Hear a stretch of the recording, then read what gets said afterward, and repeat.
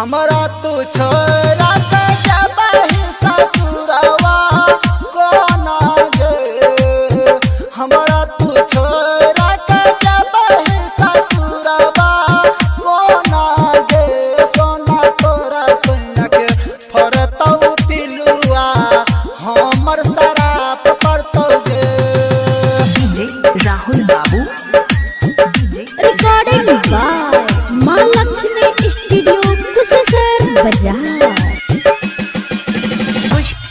कुशेश्वर बाजार mix by Rahul बाबू।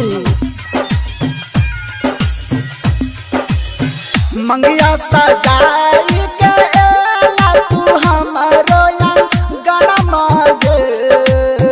मंगिया सजाई के एला तू हमरो गाना मांगे।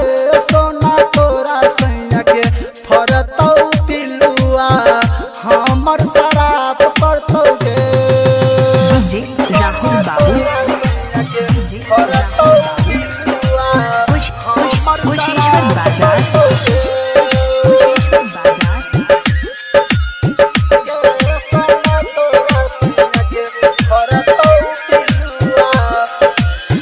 सैया के से जैसा जबहि तू जाई के ससुरवा गे।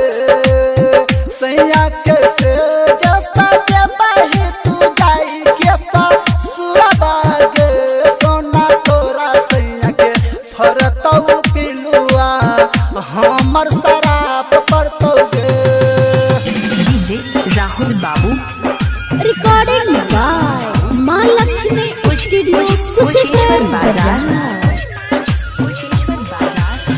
राइटर रूपे सका है छौ महीने लेका हना मांगे।